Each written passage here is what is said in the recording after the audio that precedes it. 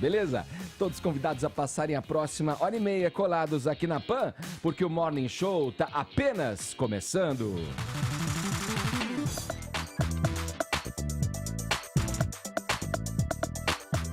A defesa de Michel Temer entrou ontem à tarde com um habeas corpus no Tribunal Regional Federal da 2ª Região. O advogado Eduardo Pizarro Carnelós diz que a prisão de seu cliente é um dos mais graves atentados ao Estado Democrático de Direito no Brasil. Acusado de liderar uma organização criminosa que atuava havia 40 anos, o ex-presidente foi preso na manhã desta quinta-feira. Os detalhes a gente tem agora no Morning Show, na reportagem da Marcela Lorenzetto. Na decisão que determinou a prisão preventiva do ex-presidente da República, Michel Temer, o juiz Marcelo Bretas escreveu que o MDBista é o principal responsável pelos atos de corrupção de uma quadrilha que desviava recursos públicos há décadas. De acordo com o magistrado, as investigações do Ministério Público indicam que João Batista Lima Filho, o Coronel Lima, era operador financeiro do esquema e tinha carta branca para falar em nome de Temer nas negociações ilícitas. Os dois amigos foram detidos nesta quinta-feira em São Paulo. No bairro Alto de Pinheiros, o carro de Michel Temer foi interceptado por agentes do Grupo de Pronta Intervenção e da Polícia Federal. O ex-presidente havia acabado de sair de casa e seguia para o escritório particular dele em outro bairro da Zona Sul. Ele foi encaminhado ao aeroporto de Guarulhos, de onde partiria para a sede da PF no Rio de Janeiro. Antes de embarcar, o ex-presidente Temer passou por exame de corpo de delito. Já o Coronel Lima foi abordado em casa, na Zona Sul de São Paulo, junto com a esposa, a arquiteta Maria Rita Fratesi. Ela também era alvo de mandado de prisão. Os agentes chegaram por volta do meio-dia para cumprir ordens de busca e apreensão no apartamento do casal. A prisão demorou mais do que o esperado, porque Maria Rita passou mal. Uma ambulância foi chamada ao local para socorrer a arquiteta. Além disso, o Coronel Lima tentou ocultar provas importantes para a investigação. Ele chegou a esconder 2 celulares embaixo da almofada do sofá. Também estiveram no local a defesa do casal e o procurador Tiago Lacerda Nobre, chefe do Ministério Público Federal de São Paulo. Nenhum deles quis conceder entrevista. Por volta das 4h40 da tarde, um comboio deixou o apartamento e seguiu para o aeroporto de Guarulhos. Além de Temer, Lima e Fratesi, o juiz Marcelo Bretas determinou a prisão de outras 7 pessoas. No Rio de Janeiro, o ex-ministro e ex-governador do estado, Moreira Franco, foi detido em uma via de acesso ao Galeão. Ele chegava de Brasília e era esperado no desembarque do aeroporto, mas o deslocamento do ex-ministro foi mais rápido. Os policiais tiveram que usar um táxi para alcançar o veículo de Moreira Franco. As viaturas só chegaram depois. Na zona sul do Rio, em São Conrado, a PF também cumpriu mandado de busca e apreensão na casa do político. Foram detidos Carlos Alberto Costa, sócio do Coronel Lima na Argeplan, e o filho dele, Carlos Alberto Costa Filho. Também o sócio da Construbase, Vanderlei de Natali, e o administrador da CG Impex, Carlos Alberto Montenegro Galo. Todos tiveram decretada a prisão preventiva. Apenas os mandados contra o responsável pela Lume Publicidade, Rodrigo Castro Alves Neves, e o ex-representante da AF Consult, Carlos Jorge Zimmermann, são de prisão temporária, com duração de 5 dias. Os alvos da operação desta quinta-feira são acusados de corrupção, lavagem de dinheiro e vantagem indevida. No despacho, o juiz Bretas justificou os pedidos de prisão, alegando que os investigados estavam agindo para ocultar ou destruir provas relevantes. A ação é consequência da Operação Radioatividade. A investigação está relacionada às obras da usina nuclear de Angra 3. O juiz da 7ª Vara Federal Criminal do Rio de Janeiro ainda fez questão de reforçar que, no caso, não há elementos que indiquem a existência de crimes eleitorais. A alegação vem após um novo entendimento do Supremo Tribunal Federal sobre Caixa 2. A Corte determinou que agora investigações sobre supostos crimes eleitorais são competência da Justiça Eleitoral e não da Justiça Comum. O especialista em direito eleitoral, Alberto Luiz Rolo, explica que o caso só iria para outra competência se existissem provas que relacionassem o dinheiro de propina a campanhas políticas. Se surgirem elementos, provas, convicção de que uma parte desse dinheiro foi usado realmente para campanhas eleitorais, aí é exatamente o caso da decisão do STF da semana passada. Teria que existir o deslocamento de competência da Justiça Federal do Rio de Janeiro para a Justiça Eleitoral do Rio de Janeiro. Em outro trecho da decisão, o juiz Bretas alerta que o próprio investigado Michel Temer, quando ouvido em sede policial, disse que o também investigado Coronel Lima jamais o auxiliou arrecadando recursos para campanhas eleitorais. A decisão de Bretas também cita que a reforma da residência de Maristela Temer, filha do ex-presidente, foi bancada com dinheiro de corrupção.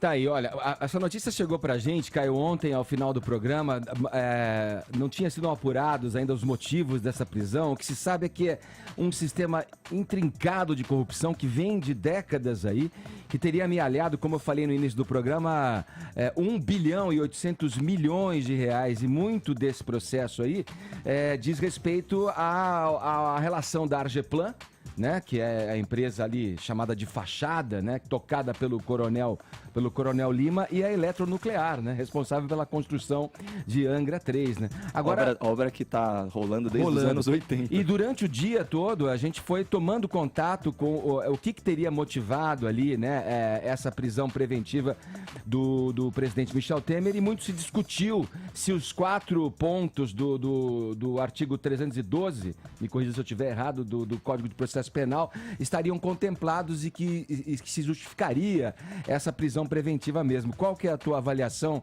sobre tudo isso que aconteceu de ontem, do final do Morning Show até o momento, até agora? Nossa, o Morning Show é um programa muito especial mesmo, né, Edgar? A gente sai de um tópico que embala a alma, né, como aquela música do Trem Bala, para um assunto desse que embrulha o estômago.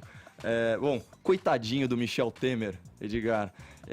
Poxa, tudo bem, tem 10 inquéritos, investigações pendentes, né, de crimes do colarinho branco contra o erário, mas ele é réu primário, né, coitadinho dele, um senhor de mais de 70 anos, olha só, um idoso, pai de família, né, pai de uma criança que está aí na mais tenra infância, acusado por crimes cometidos há meses, né, ou há anos até, né, então, portanto, não se verifica o flagrante, coitadinho dele, tudo baseado aí em delações premiadas, né, enfim.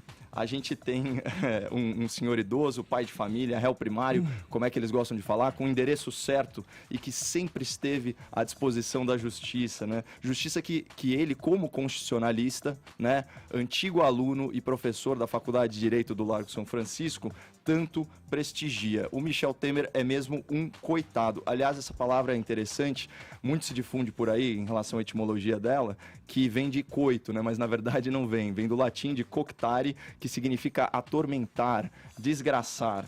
Então, que desgraçado esse Michel Temer, né? Você vê que agora ele é defendido até pelos seus arqui-inimigos petistas, que ressignificaram aquele slogan onipresente, fora Temer. Pois eu, particularmente, sou partidário do Fica Temer, né? Eu torço, na verdade, para que ele fique enjaulado como monstro moral que ele é, mesmo sabendo que a doutrina laxativa do STF provavelmente se encarregará de libertá-lo.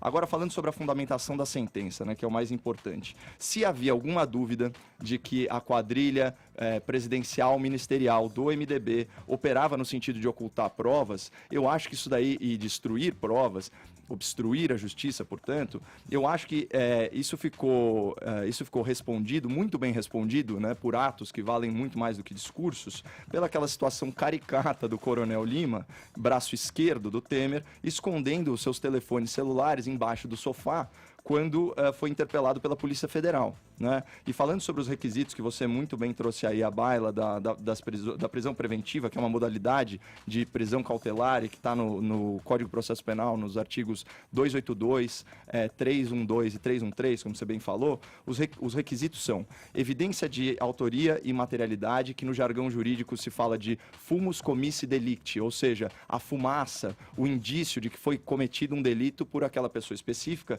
e também o risco de estar o réu em liberdade para que ele cometa novos crimes ou atrapalhe a investigação, que se chama de periculum libertatis, né? O perigo desse cara estar livre, leve e solto por aí. A sentença do Bretas, né, que determina a prisão preventiva, ela se fundamenta nos conceitos, principalmente nos conceitos de obstrução de justiça, né? Então, por conveniência aí da instrução criminal e para segurar a aplicação da lei penal. Esse é o melhor argumento da sentença, na minha opinião, porque ele está relacionado à recuperação das verbas desviadas ou recebidas a título de propina, nesse caso concreto que motivou a sentença. Essa é a visão, Edgar, do juiz Bretas, dos procuradores da Lava Jato e a minha. Aqui na Jovem Pan, acompanham esse entendimento também o professor Marco Antônio Villa, né, nosso republicano radical, como ele mesmo se intitula, e o mestre Augusto Nunes. Mas também tem opiniões divergentes, porque aqui a gente faz um jornalismo sério e plural, e aí o destaque ficaria com o Carlos Andreasa e a Vera Magalhães. E eu recomendo, para aguçar aí o senso crítico do ouvinte, eu queria recomendar 2 textos que têm excelente argumentação, com uma posição contrária à que eu estou defendendo agora, ou seja, de que a decisão procede. Um deles é o do próprio Carlos Andreasa, no blog dele aqui na Jovem Pan, né, no Tem Método, cujo título é Doutor Bretas e o novo grau de afronta à presunção de inocência. E um outro texto muito bom também é o do grande jornalista Reinaldo Azevedo, e aqui a gente está fazendo um comentário em relação à técnica e não necessariamente às opiniões, mas é um grande jornalista, sim, na Folha de São Paulo. E o título é Despacho de Bretas é uma soma de aberrações legais. Vale a pena ler isso, porque o raciocínio binário, ele empobrece o debate e acho que a gente tem que beber em várias fontes aí para formar a nossa opinião. E a gente vai para o Rio de Janeiro falar com o Rodrigo Viga, mas complementando o que você disse sobre esse embasamento que gerou a decisão do juiz Marcelo Bretas, falando aqui ao Jornal da Manhã da Jovem Pan, o procurador da Lava Jato no Rio de Janeiro, Almir Sanches, fala que todos eles são contemplados, né? Todos esses 4 itens do artigo 312 são contemplados. E tem a questão da evidência recente de uma tentativa de depósito em espécie no valor de 20 milhões na conta da Argeplan. Quer dizer, finalzinho de 2018, um processo de corrupção que se mantinha ali, que continuava, né? Vamos para o Rio agora convocar o nosso camarada Rodrigo Viga. Ele fala pra gente aí como é que foi a noite, como é que passou a noite o ex-presidente Michel Temer e onde ele ficou, onde ele foi, digamos, preso, Viga. Bom dia. Fala, Ed Chilindró. Bom dia, tudo bem? Beleza. Essa aí é velha, hein? Esse termo pra jaula é no Chilindró. Ô Edgar, bom dia pra você, bom dia pra turma toda da mesa aí. Em cima do que o Caio tava falando, mais uma vez com brilhantismo, tem um detalhe, você também tocou nesse assunto. 1 bilhão e 800 milhões de reais é muita propina, né, meu caro Edgar? Caramba, bicho, é um esquema... É muita grana, Edgar. Agora, tinha também ali um capítulo do a receber, porque eles não embolsaram isso tudo, mas o esquema continuava, né? Então, havia promessa de pagamento de propina no futuro, o famoso a receber, meu caro Edgar. Então, Ô, Viga... A gente estava conversando aqui, né, sobre, já sabendo os temas do programa e falando aqui fora do ar, antes do programa, numa espécie de aquecimento. É incrível como esses esquemas de corrupção, uma vez estabelecidos, eles perduram. E o que já está acordado continua jorrando, né? O dinheiro continua jorrando para como se fosse o modo... É assim que funciona, gente. Como é que você vai parar? Olha, gente, aquilo lá parou, eu deixei a presidência, agora chega, acabou, não tem mais nada a ver com isso, tchau. Não, a gente viu isso também no Petrolão, a gente viu nas delações do Petrolão, a gente vê agora, né, esse modus operandi, esse sistema que se repete, né, e que corrói o Brasil. Como é que vão parar isso? Quer dizer, a corrupção, a partir do estabelecimento dela, já tem os prazos, as quantias, tudo estabelecido e de uma forma bem organizada, diga-se de passagem. Exato. Eles criaram um lote, né, criaram feudos ao longo de anos e anos para retroalimentar essa corrupção e garantir... já que ele está falando muito de aposentadoria, né? Garantir o seu futuro também de netos, bisnetos e de muita gente mais. O meu caro Edgar, ouvintes internautas da Jovem Pan, nós estamos aqui na porta da Superintendência da Polícia Federal, na região central, região portuária do Rio de Janeiro. Daqui a pouco vai tocar um blém, blém, blém, blém, mas não é o sino para o Temer aparecer, não. É que aqui passa um outro capricho do Rio de Janeiro, afundado em problemas financeiros, que é o VLT, uma obra que custou, tá, blém, blém, blém, já custou mais de R$1 bilhão, tem problemas para sua manutenção, e quem andou mexendo nessa cumbuca aqui nessa obra, lá vai o VLT, ó. nessa cumbuca aqui do VLT, do Parque do Bolivar Olímpico, foi o ex-deputado federal, ex-presidente da Câmara, Eduardo Cunha, aqui também, que está cheio de casos de propina, de corrupção e de desvio. O Michel Temer, meu caro Edgar, ele passou a noite aqui, uma noite bastante agitada, numa sala que a ele foi reservada na Superintendência da Polícia Federal. Uma sala, sabe de quantos metros, meu caro Edgar? Mais ou menos 20 metros quadrados, com direito a banheiro privativo e frigobar, além de uma cama reservada única e exclusivamente para ele. É uma cela individual e exclusiva para o ex-presidente da República, Michel Temer, que goza, segundo aí as autoridades, dessa prerrogativa de poder ficar numa sala e não numa cela, como estão outros presos na operação desta quinta-feira. E acabaram de chegar aqui, por exemplo, 2 presos da operação de ontem. O ex-ministro Wellington Moreira Franco, que se perpetuou no poder, né, meu caro Edgar? Foi governador do Rio de Janeiro, foi ministro da Dilma, foi ministro do Temer, e também o Coronel Lima. Eles vão prestar depoimento aqui na Superintendência da Polícia Federal. Os procuradores já chegaram, os delegados da Polícia Federal também, para interrogarem Michel Temer de uma só vez, Moreira Franco e o Coronel Lima. Ainda hoje, há 2 pedidos de habeas corpus sendo analisados no Tribunal Regional Federal da 2ª Região. E ainda hoje, o desembargador Ivan Atier, que é um desembargador que é chamado de garantista, que entende que a pessoa só deve ser presa, só deve ser conduzida à prisão depois de esgotados todos os recursos e também depois desses pedidos passarem por todas as esferas, mas ainda hoje o Ivan Atier deve se manifestar sobre o pedido de habeas corpus ou os pedidos de habeas corpus em favor de Michel Temer, meu caro Edgar. Obrigado, Viga, pelas informações. Bom trabalho aí. Você volta com a gente hoje ainda, hein? Segura aí. Valeu, Alexandre. E uma coisa que essa prisão do Temer me chama atenção é só uma parte. Eu tava pensando aqui, obviamente isso não é um julgamento moral com ninguém, mas quando a Dilma sofreu o impeachment, o golpe, sabe-se lá como você chama, você que tá ouvindo, muita gente era a favor do Fica Temer porque dizia que era o que a gente tinha no momento e tal. Mas era uma decisão de Fica Temer sabendo que ele não era a melhor opção, mas estava envolvido em casos de corrupção. Eu queria muito que a gente parasse para refletir agora se a gente ainda tá atrás daquela decisão, se aquela decisão foi boa, se aquele Fica Temer foi bom o suficiente, porque agora a gente tem as comprovações dos casos de corrupção. Então, assim, a gente tem uma régua moral muito elástica como país. A gente permitiu que um presidente que estava envolvido em casos de corrupção e que a gente sabia que estava envolvido em casos de corrupção permanecesse lá porque era o melhor para o país. O melhor para o país não é estar livre de corrupção de uma vez? Não sei. É só uma parte, só uma reflexão bem rápida. Pensa aí você, que era Fica Temer antes, mas porque se você também, ainda é hoje. Também, se não me engano, teve aquele julgamento da chapa em que foi separado, né? O julgamento da Dilma com o julgamento do Temer, por isso que ele também pôde ficar no cargo da presidência. Aí né? poderia ter caído os dois. Exatamente. Né? E só uma parte rápida antes da gente virar o assunto, só para quem tem dúvidas de por que o Rio de Janeiro está nesse estado que está, é só a gente avaliar que 5 ex-governadores estão enjaulados. Cabral, Pezão, Rosinha, Garotinho e agora Moreira Franco, que também foi governador do Rio. Eu recusei o jantar, viu, Edgar? Tá, agora você vai com a comida da Marcela. Agora é só quentinha. A comida caseira. A prisão de Michel Temer, como era de se esperar, causou grande repercussão no mundo da política. Vamos lá, para ficar em 2 nomes, Vini, o que disseram aí Jair Bolsonaro e o ex-presidente Lula.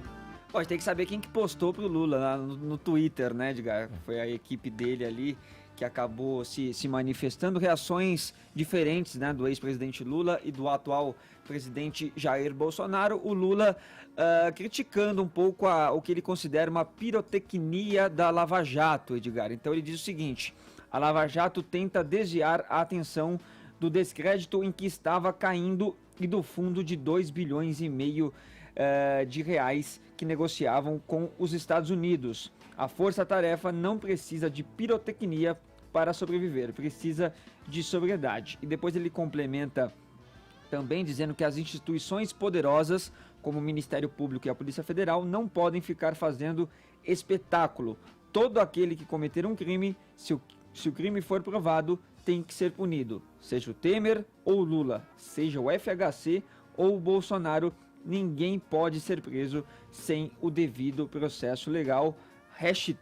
#recado do Lula, viu, Edgar? Então, criticando aí um pouco da pirotecnia, que ele considera da Lava Jato, dizendo que as prisões devem ser feitas na forma da lei e as condenações também. Parece que ele não concordou muito também da forma que Michel Temer foi preso. Aliás, uma imagem que a gente até comentou aqui na hora que passava a matéria da repórter Marcela Lorenzetto, Edgar, que chamou a atenção, eram os agentes ali com os fuzis na mão, né? Algo que a gente não tinha visto na prisão do Lula, porque ele foi preso em casa. A gente viu quando ele saiu pro enterro do Neto, né? É verdade. Mas isso é uma questão de segurança da própria figura pública, né? Sim, uma questão de um método ali da própria Polícia Federal para garantir a segurança do próprio investigado, enfim. Exatamente. E o Bolsonaro no Chile, Edgar, disse o seguinte, né? Que cada um pague por aquilo que fez. Vamos ouvir.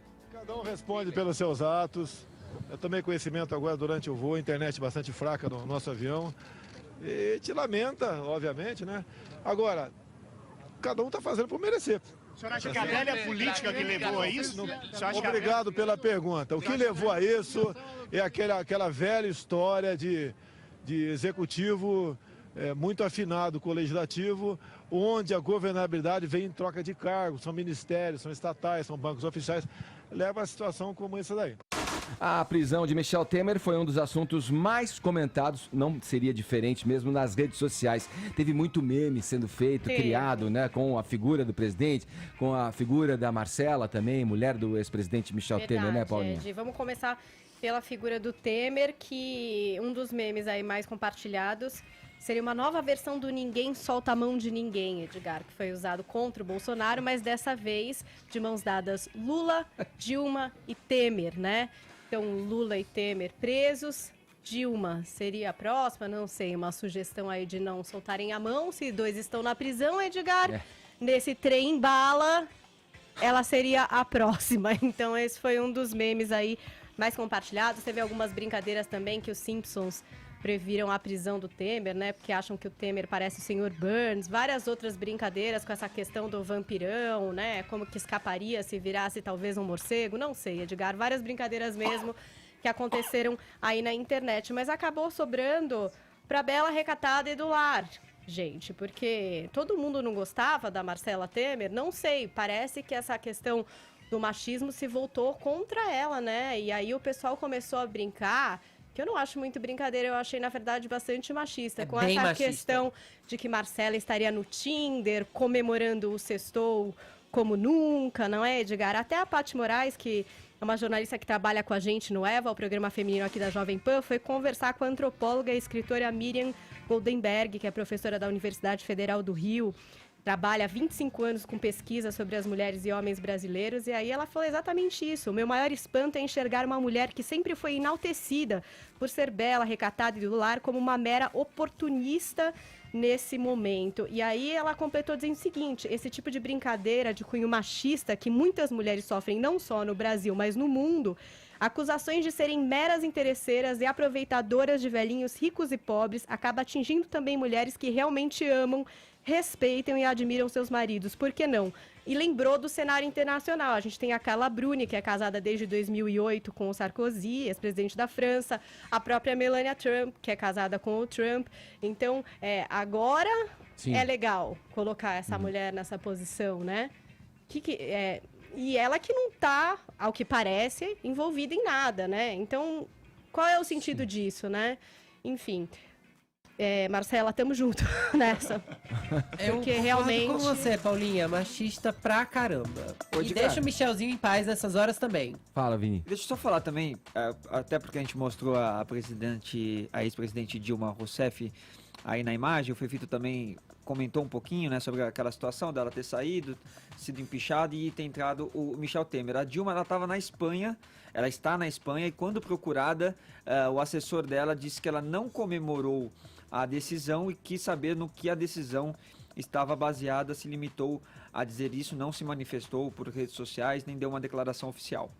Vamos lá, agora a gente vai a Brasília conversar com os nossos olhos e ouvidos na capital federal, José Maria Trindade. Trindade, diante de tudo isso aí que está acontecendo, tem clima aí para que continue a tramitação aí, que a reforma da Previdência seja tocada adiante? Bom dia. Muito bom dia. A coisa apertou aqui, viu, Edgar? As pessoas veem esse tipo de ação como aquele efeito da vodka, né? Eu sou você, amanhã a fila está muito grande por aqui. Olha, Edgar, toda a instabilidade política acaba, de todas as formas, se refletindo no Congresso Nacional. Isso é natural, nós estamos agora no início de legislatura, início de conversa entre os partidos políticos e ações assim acabam, de certa forma, interferindo. Mas esse grupo do ex-presidente Michel Temer e ex-presidente do MDB, ele está em franca decadência e já não manda mais no Congresso Nacional. O bastão foi passado há muito tempo. Vejamos aí os líderes, a cúpula do MDB, essa cúpula está toda ou presa, o caso de Eduardo Cunha e Gedel Vieira Lima, ou na fila, né? É o caso aí de Renan Calheiros, do próprio presidente atual do MDB, Romero Jucá. Então, sim, provocou sim uma instabilidade política. Para você ter uma ideia, nenhum partido defendeu formalmente, abertamente, o ex-presidente. Só o MDB, só o partido dele. O senador Tasso Gereissati destoou e estranhou que um ex-presidente seja preso assim preventivamente, já que ele não estava pretendendo fugir e tal, sem ler os autos que indicam que realmente o ex-presidente Michel Temer estava trabalhando contra a investigação e isso é um dos motivos que justificaria esta prisão preventiva, né? Os outros partidos formalmente disseram que a justiça tem que andar, deram força à Lava Jato, mas nos bastidores o comentário geral é sobre esta situação de ex-presidentes processados ou presos, né? Estão aí sendo processados ainda Dilma Rousseff e Collor de Mello, e que a política definitivamente está criminalizada. Coincidência ou não, a situação piorou no Congresso Nacional com relação à reforma da Previdência. O relator não foi escolhido e tudo ficou para depois. Interferiu de alguma forma. Valeu, Zé. Obrigado pelas informações. Bom trabalho para você aí em Brasília. Perfeito. Bom dia a todos.